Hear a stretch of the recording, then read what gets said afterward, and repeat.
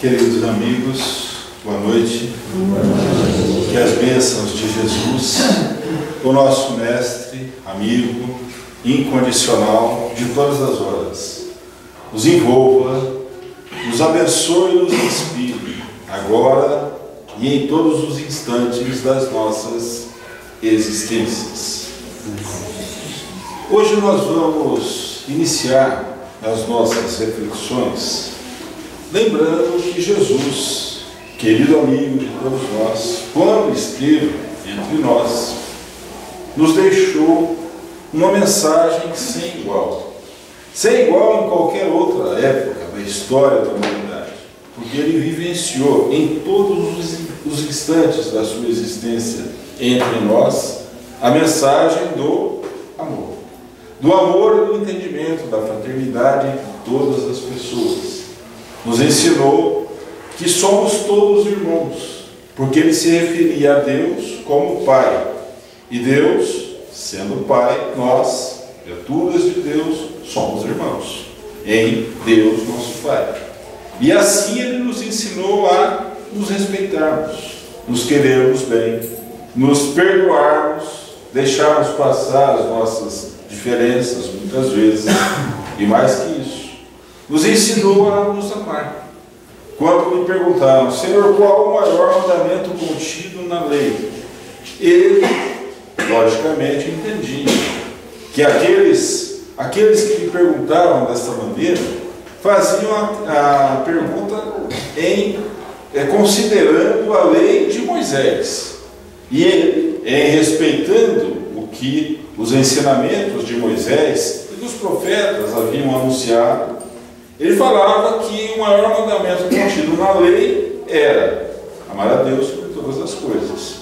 E ensinava que o segundo mandamento era tão importante quanto este: amar ao próximo como a nós mesmos.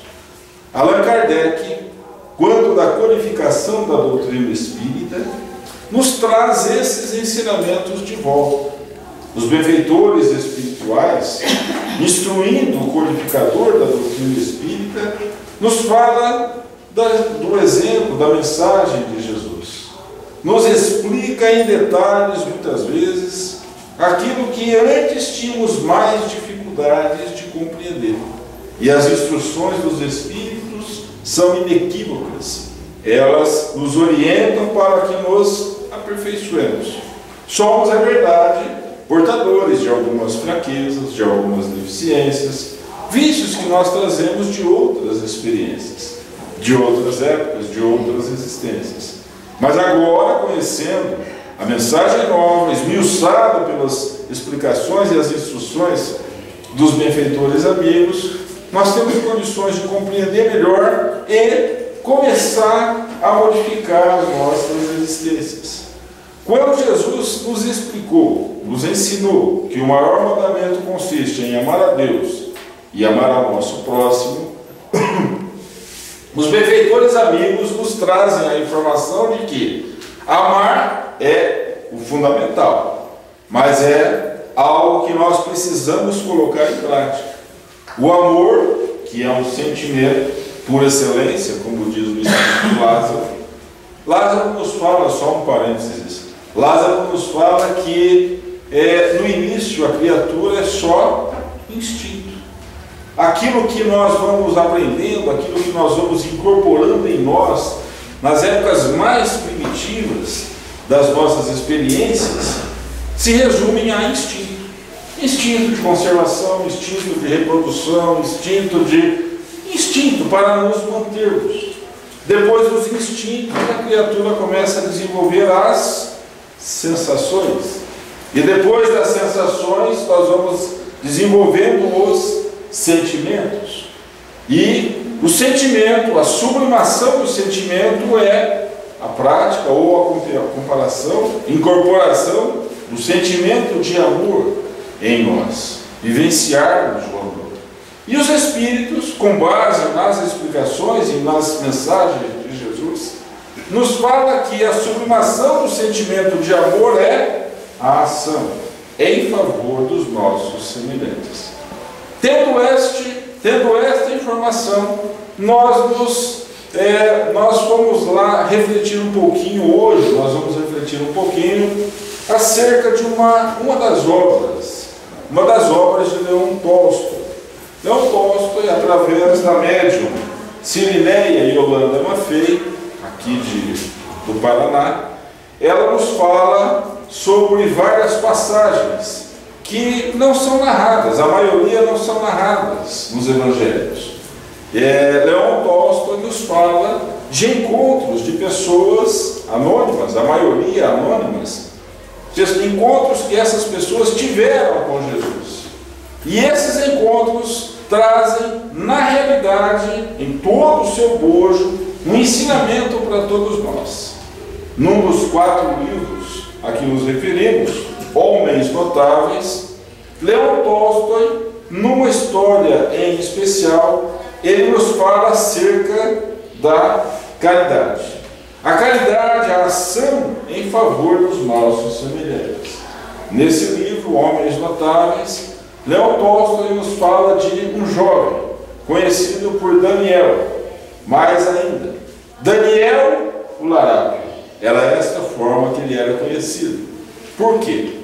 Daniel era um moço jovem ainda, ficara órfão de mãe muito cedo, na sua fase de infância, na primeira infância ainda, cresceu sozinho, sem familiares nenhum, não conheceu o seu pai, e como ele não tinha ninguém estava muito preocupado em como ele ia viver ou sobreviver, naquela cidadezinha onde eles moravam, ele foi vivendo de pequenos furtos.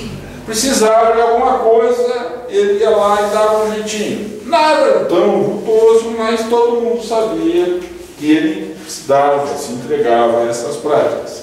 Ele não era uma má pessoa, não é isso.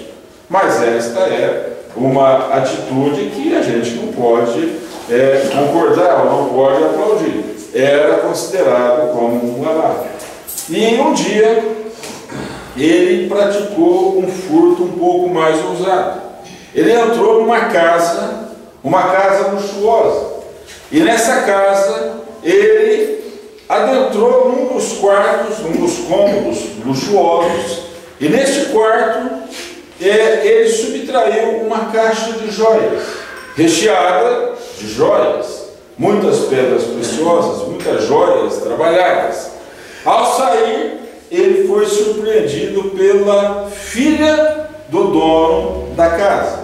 E o dono da casa era um romano. E a moça, lógico, o surpreendeu, mas quando ela viu Daniel, ao invés de ficar com medo ou ficar com um certo receio ou uma atitude mais agressiva, ela simplesmente parou e foi tomada de uma paixão súbita, se é assim que a gente pode definir. Aquela situação em que muitas vezes a vítima se apaixona pelo algoz. Isso acontece muito nos filmes, né? Na psiquiatria policial, na psiquiatria forense, tem muito disso. Muitas vezes a vítima se apaixona pelo algoz, por aquele que está praticando algo incorreto. Então, Daniel não percebeu, deu no pé e levou a caixinha de joias. Era uma caixa de joias com várias pedras, várias pedras ao natural e várias joias trabalhadas. E aí então foram acionadas as autoridades romanas, porque naquela época a Palestina estava sob o jugo do Império Romano. Quem tinha o poder de polícia era o Império Romano. Foram chamados os oficiais encarregados de fazerem a busca àquele malfeitor, entre aspas. A moça disse que não era tanto assim, porque ela estava mesmo impressionada com a beleza, com o porte daquele jovem. Mas o seu pai não quis nem saber. E deu lá as instruções para que se formasse uma equipe, alguns soldados, e estes soldados saíram à procura de informações acerca de quem poderia ter feito aquilo. A cidade todo mundo conhecia, na cidade todo mundo conhecia Daniel. Todo mundo sabia que ele era dado a essas pequenas práticas, esses pequenos furtos. Mas quando as pessoas os judeus da época, registravam a ocorrência, iam se queixar para as autoridades romanas não davam bola. Simplesmente deixavam passar. Agora eram os romanos que buscavam informações junto aos judeus. E os judeus também não queriam nem aí ajudar nessa solução. Todo mundo sabia mais ou menos quem era. E aí então organizou-se uma expedição com alguns oficiais e vários soldados e saíram por uma determinada estrada, uma estrada rústica, é verdade. E nessa estrada eles foram passando por determinados lugares. Passaram primeiro por uma casa à beira da estrada onde morava uma viúva. Ela foi submetida a perguntas e os soldados encontraram ali um anel. Um anel que eles deram uma olhada lá, porque foi feito um inventário das joias que haviam sido furtadas, e esse anel conferia com a descrição daquela joia que tinha sido furtada. Opa, estamos no caminho certo. O cara vai aparecer. Andaram um pouco mais e eles encontraram um ancião. Era um ancião que tinha um problema auditivo e morava junto com a sua neta. Na realidade, a sua neta morava junto com o seu avô. E ali eles encontraram uma preciosa joia, ao natural, mas constava na lista. Era uma das joias que tinham sido furtadas.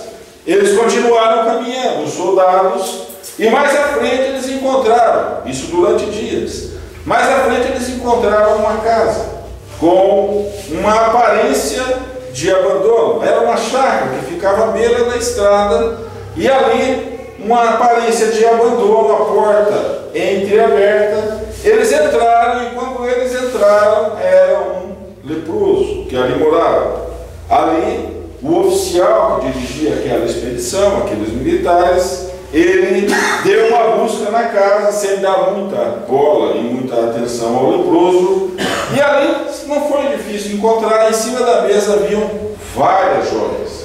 Olharam uma por uma, as joias conferiam com aquelas que estavam na lista, no inventário que tinha sido formulado. E aí então eles saíram dali e continuaram. Na beira da estrada por onde eles andaram, eles encontraram uma jovem. Essa jovem estava com uma criança no colo, um manto cobrindo o ombro e o corpo e a própria criança. Fizeram uma revista na moça e acharam a joia que estava faltando, só estava faltando mais uma joia. Então os soldados combinaram entre si: olha, todas as joias que foram furtadas, nós recuperamos. Este larápio, este homem que fez o furto lá, que deu causa a toda essa situação que nós estamos buscando esclarecer, na realidade é uma pessoa que não errou sim, mas ele fez com que as pistas foram deixadas para que nós encontrássemos. Então vamos fazer, combinaram os soldados, vamos fazer o seguinte: os soldados, as joias foram recuperadas, então vamos voltar, está tudo resolvido, então faltou só a caixinha de joias. Essa, na narrativa de Leon Tolstói, é a visão daquela situação perante conforme os soldados viam, conforme as autoridades viam. Mas agora Leon Tolstói conta o que aconteceu sob a visão, sob a ótica de Daniel, o autor do furto. E aí ele conta que Daniel, quando saiu da casa daquele rico romano, aquele rico mandatário romano, ele se deu conta do erro que ele tinha cometido. Porque aí ele se viu na situação de ter adentrado a uma casa onde alguém tinha possibilidades para fazer aquilo que as outras pessoas não tinham. Ele se deu conta de que foi um grande erro. E ele então saiu por uma da estrada, a estrada que os soldados seguiram depois. E aí então ele foi rememorando tudo aquilo, rememorando como foram aqueles dias, alguns dias se passaram. Quando ele saiu da casa do romano, se deu conta de que havia cometido um excesso, um erro, ele, seguindo pela estrada, viu uma mulher já com uma idade um pouco avançada, não tão idosa, mas também como como nós, assim, mais ou menos na terceira, né? Mais ou menos na fase mais madura. E essa mulher estava fazendo um trabalho muito pesado para uma mulher, ela estava sozinha. Então ele se prontificou a ajudá-la. Ele ajudou a mulher no trabalho que ela estava realizando, ali na sua casa, à beira da estrada, na chácara onde ela morava. E ela, em agradecimento, pediu para que ele permanecesse ali. Permaneça, eu vou preparar a refeição, vou preparar algo para que você possa se alimentar. Você durma aqui, nós vamos dar um jeito aqui, você dorme por aqui, e amanhã você segue a viagem. Ele concordou, e enquanto ele se alimentava, ela começou a falar de alguém muito especial. De alguém que trazia uma mensagem nova. De alguém que era portador de uma ideia de esperança. Esperança nova que ninguém nunca tinha ouvido falar antes, a não ser os profetas que há muitos séculos passaram por aqueles campos. E Daniel então começou a ouvir por primeira vez de Jesus. A mulher falou de Jesus, falou das curas maravilhosas que ele estava operando, falava das promessas de um reino, o reino dos céus, ou o reino de Deus entre os homens. Daniel ficou maravilhado. No dia seguinte ele levantou-se e prontificou já a sair, e ela preparou alguns alimentos para que ele se alimentasse durante a viagem. E aí então assim foi. Ele pegou aqueles alimentos, aceitou, agradeceu, saiu, continuou a sua viagem. Na realidade era uma verdadeira fuga, porque era isso que ele estava fazendo. Ele estava fugindo da situação dos possíveis soldados que ele ainda não sabia que estavam atrás dele, mas já estavam se preparando para logo mais virem atrás dele. Ele caminhou então por aquela estrada e encontrou um homem já idoso trabalhando igualmente numa chácara, trabalho pesado para alguém como um homem na idade que aquele ancião se apresentava. Ele então se prontificou a ajudá-lo mais uma vez. Mais uma vez ele se ofereceu para ajudar aquele homem.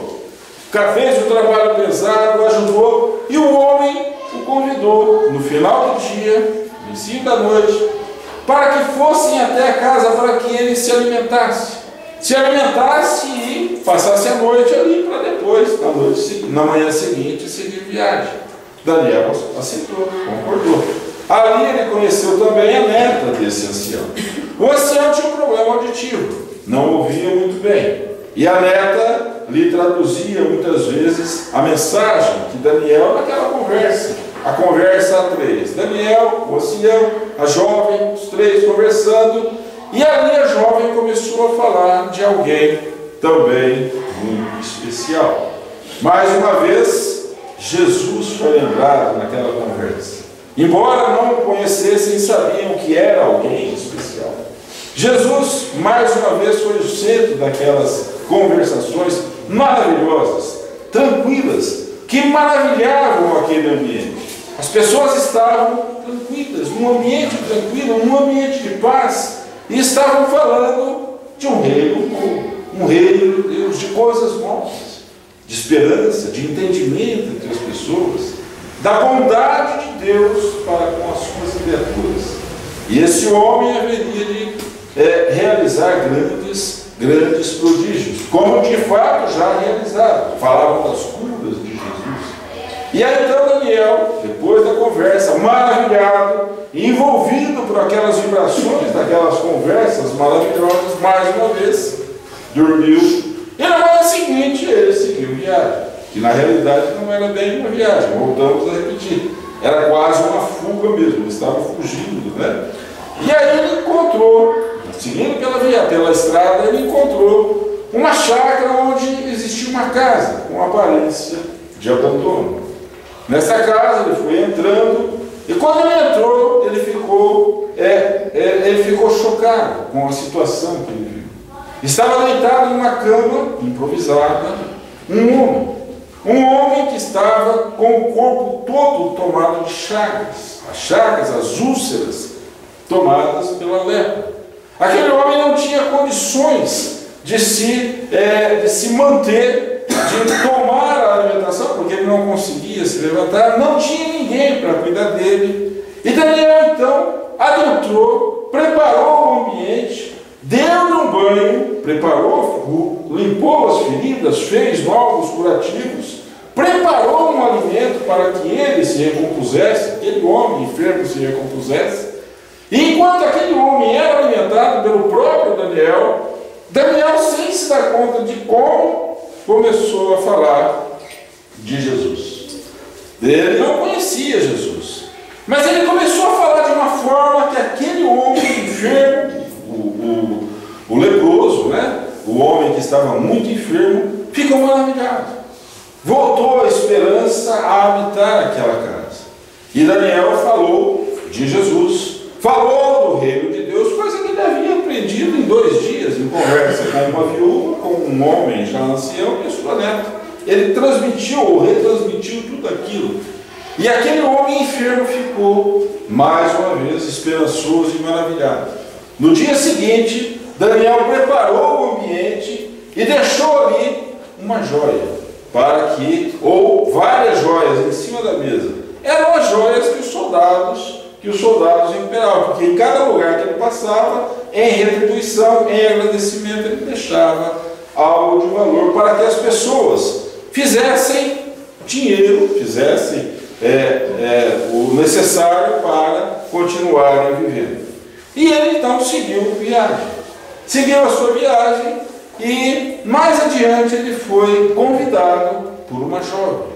Essa jovem era pouco mais que uma adolescente, era uma prostituta, e o convidou para que ele fosse até a sua casa. Daniel foi, mas ele foi tomado de compaixão por aquela quase criança, era um pouco mais que um adolescente.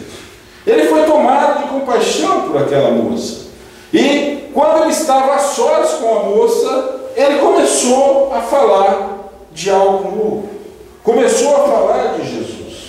Começou a falar que aquela jovem estava diante de uma vida que haveria de se descontinuar, esperanças novas, oportunidades novas que haveriam de vir. Ela tinha uma criança, era um nenenzinho que estava ali, recém-nascido, e ela estava desesperada porque não tinha condições para sustentá-la. Daniel então pegou uma joia, era a única joia que ainda tinha, e falou: você pega essa pedra e vá, venda esta joia. Saia daqui, vá para um lugar distante, recomece a sua vida. E começou a lhe falar de Jesus. Começou a lhe falar daquele homem extraordinário que ele, Daniel, não conhecia, mas que ficaram impressionados pelas narrativas que recebera dias antes. E aí ele foi embora. Foi embora, tudo isso nós já sabemos o que aconteceu com as joias e com aquelas pessoas com quem Daniel encontrou. Mas ele, depois que ele saiu da casa da jovem, ele começou a sentir um certo soninho. A gente sente o sono. Alguém aqui já sentiu o soninho depois do almoço? Não. Todo mundo sabe como é que é, né?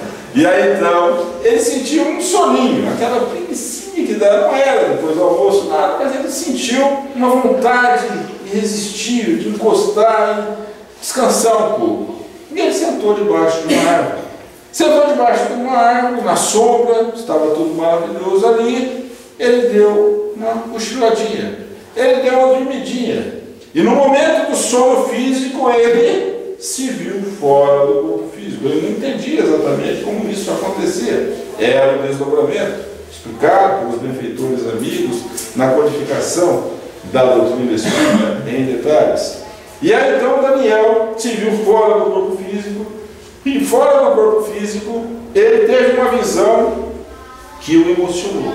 Era a visão da sua mãe, ainda bela, tão jovem como antes, quando ele ainda era criança. E a sua mãe veio ao seu encontro. Veio ao seu encontro e ele disse mais ou menos o seguinte: aqueles de quem lhe falaram, Jesus, ele está por essa estrada em Cafarnaum. Vá, você vai conhecê-lo. Você vai conhecê-lo e preste atenção às suas palavras e entenderá o que significa ser rico e feliz. E aí então Daniel despertou. despertou com aquela impressão, com aquelas ideias, a alegria de haver reencontrado a mãe querida. E aí então ele foi, despertou, já havia despertado, seguiu por aquela estrada. Agora os soldados, depois de passarem pela jovem, não estariam mais atrás dele, mesmo porque ele nem sabia que os soldados estavam atrás, sabia que isso era uma possibilidade. Ele vai para Cafarnaum. Em Cafarnaum, ele vê aquela multidão se aglomerando na praia, esperando os barcos que chegavam. E em um dos barcos, ele vê um homem extraordinário. O homem se diferenciava, se destacava dos demais pescadores, dos demais trabalhadores. E aí então, ele ficou olhando. Aquele homem desceu do barco e a multidão vinha ao seu encontro. E ele conversava com um, conversava com o outro, impunha as mãos, atendia aos desesperados, aos aflitos, aos enfermos, a todos aqueles que se achegavam a ele, sem distinção. Aqueles que o procuravam para terem diminuídas as suas dores ou serenadas as suas aflições, as suas preocupações. Jesus veio e, atendendo um a um, passou por Daniel. E quando passou por Daniel, ele deu um sorriso. Ele deu um sorriso. Daniel antes queria fugir, queria sair correndo, porque afinal de contas não sabia exatamente o que estava acontecendo, porque o homem era alguém extraordinário perto dele. E aí então ele ficou ali estático e Jesus passa ao seu lado. Passa ao seu lado e lhe sorri. Lhe sorri e lhe convida, lhe faz uma cena, como se fossem amigos. Daniel não entendeu muito bem o que era, porque não o conhecia, mas ficou mais maravilhado ainda. Aí então Daniel assistiu a umas ocorrências que ele nunca ouvira falar, nunca assistira antes. As pessoas chegavam até Jesus, muitas vezes desorientadas, e saíram completamente acalmadas, completamente lúcidas, completamente renovadas.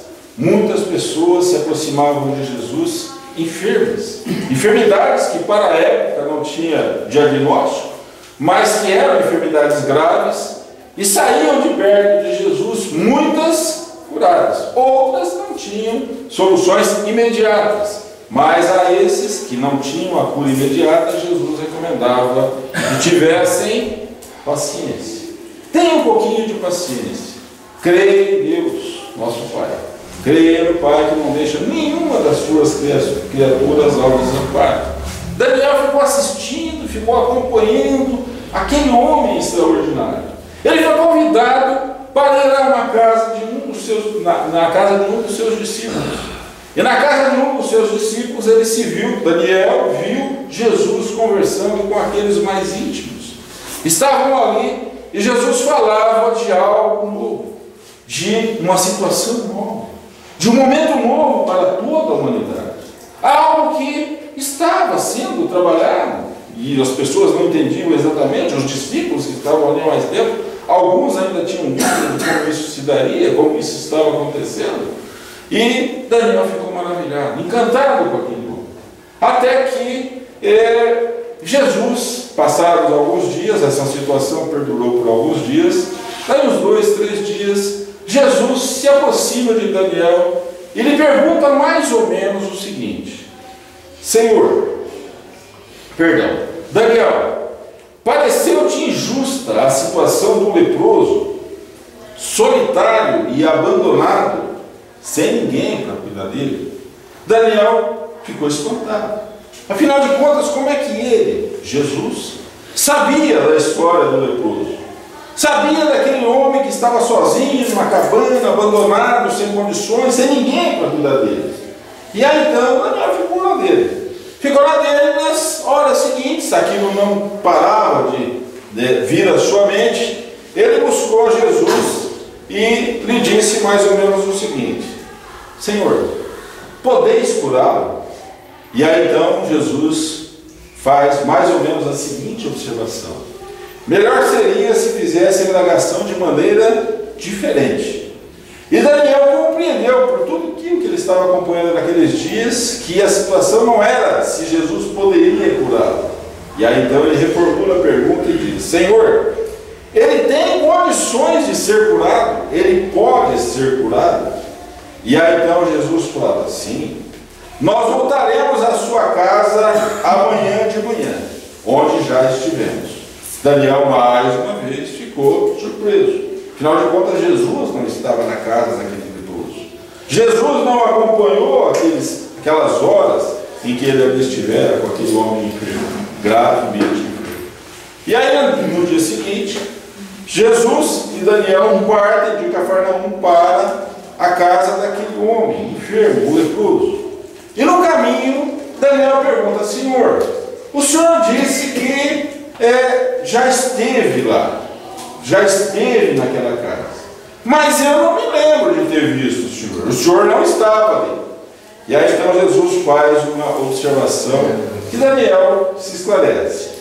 Fala assim: Daniel, no momento em que você adentrou a casa da viúva e ela começou a falar do meu nome para você, ali eu estava, para inspirá-la. No momento em que você saiu dali e foi para a casa daquele ancião que mora com a neta, e eles começaram a falar do meu nome para você, eu ali estava para inspirá-los, para que você se esclarecesse.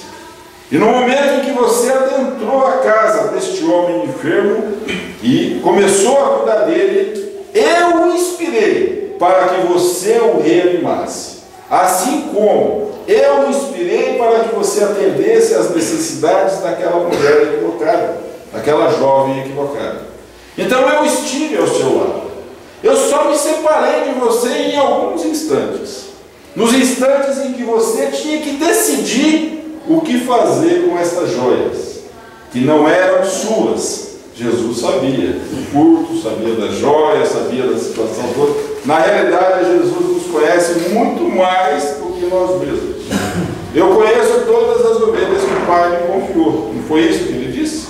E ele nos conhece a todos. Todos nós que estamos aqui, abençoadamente, sendo amparados neste planeta, que abençoadamente nos acolhe, somos conhecidos por Jesus, pelos mensageiros amigos que trabalham em seu nome. Não tenhamos dúvida disso. Aí então eles chegam na casa daquele homem leproso. Daniel então apresenta Jesus. O leproso fica maravilhado com a figura do mestre. E Jesus pergunta ao leproso mais ou menos o seguinte: meu irmão, você sabe o motivo de tantas aflições?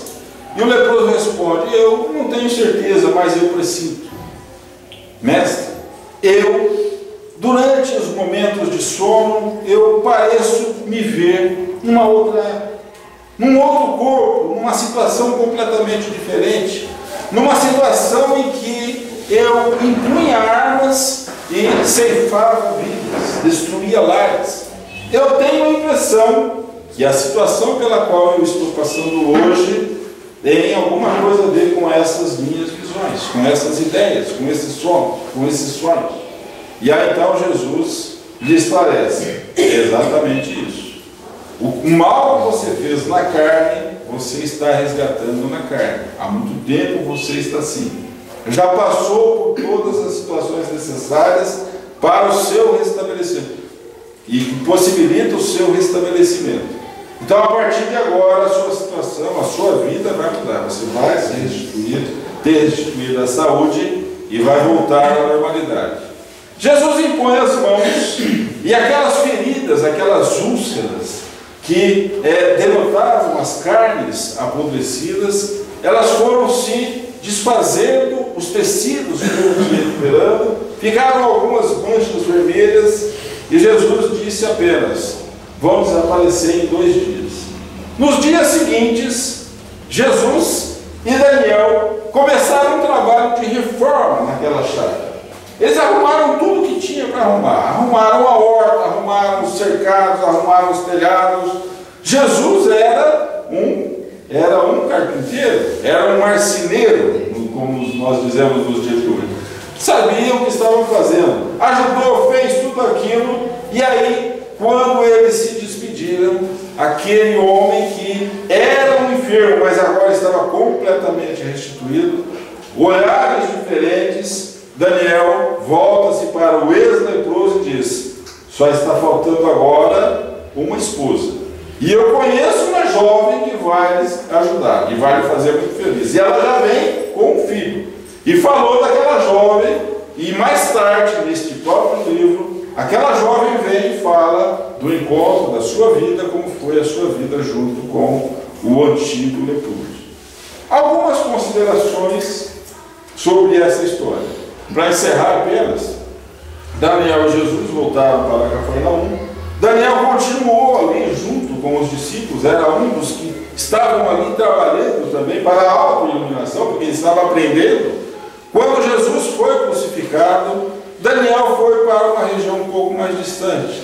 Diz Leon Tolstói que ele se casou, constituiu família e foi um dos maiores divulgadores da doutrina de Jesus. E nós tomamos essa história como pano de fundo para algumas considerações acerca do que a doutrina espírita nos ensina. Por exemplo, muitas vezes nós olhamos as nossas fraquezas, olhamos as nossas falhas, e quando uma oportunidade nos bate à porta, a gente fala: mas eu não posso. Eu tenho tanta dificuldade, eu tenho tantas coisas ainda para realizar para o meu autoaprimoramento, não é assim? E deixamos passar a oportunidade. Deixamos passar a oportunidade por quê? Porque nós não nos perdoamos.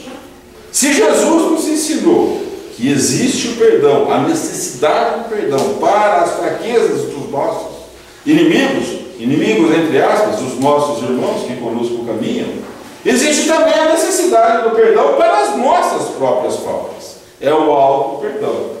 Se nós erramos em determinados momentos da nossa vida, e todos nós estamos sujeitos a isso, é natural. Mas é natural que agora, conhecendo a verdade, conhecereis a verdade, e a verdade vos libertará. Não era que existia uma coisa que estava oculta, não.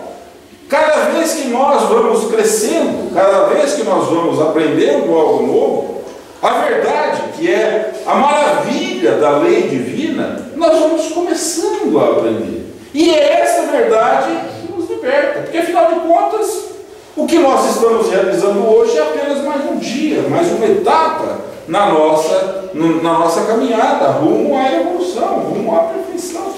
Então, nós precisamos nos perdoar e começar a agir, começar a trabalhar, começar as nossas ações. Ações que vão denotar, que vão resultar no bem onde nós vivemos. Porque todos nós estamos comprometidos com o meio onde nós vivemos. Nós já falamos aqui, algumas vezes passadas, uma mensagem de Emmanuel, acerca de todos nós nos encontramos exatamente onde precisamos, conforme as situações pelas quais nós precisamos passar, diante das pessoas com as quais nós precisamos conviver, para realizar o nosso trabalho, a nossa obra íntima, o nosso trabalho íntimo. Uma outra consideração que nós nos lembramos dessa história é o que está na questão número 459 do Livro dos Espíritos. Todo mundo lembra, né? O que está escrito na questão 459? Allan Kardec pergunta aos benfeitores amigos: os espíritos podem influenciar em nossos pensamentos e em nossas ações? A esse respeito, dizem os benfeitores amigos, a sua influência é muito maior do que supondes, porque na maioria das vezes são eles, os espíritos, quem nos dirigem. Quando a gente lê isso, o que a gente pensa? Pensa no coitado do obsessor. Tudo que a gente faz de errado, quem é o culpado? O obsessor. A gente deixou de fazer uma coisa ali, o obsessor que não deixou. Assumimos um compromisso e não cumprimos, o obsessor que é o culpado. Tá. Ele pode até, um amigo por afinidade, ou amigos que ainda não sabem que são nossos amigos, podem nos influenciar negativamente, é verdade. Mas quando nós nos dispomos à ação no bem, estes amigos ficam meio desorientados, porque eles ficam procurando uma brecha para agir. Enquanto eles procuram uma brecha para agir, mensageiros do bem, vêm para nos incentivar ao bem. Eles vêm para nos encorajar. E onde eles se instalam, junto de nós, na ação do bem, a luz se faz. E a luz faz com que a treva se dissipe. Com que a treva fique ofuscada, não é isso? Então a nossa ação vai fazer com que amigos espirituais nos inspirem. A esse respeito, a sua influência é maior do que supondes, porque na maioria das vezes são eles quem nos dirigem, dizem os benfeitores amigos. Eles nos inspiram, eles nos dirigem, mas fazer, a gente que tem que fazer. Quando Daniel perguntou, mas Senhor, quando o Senhor esteve junto comigo?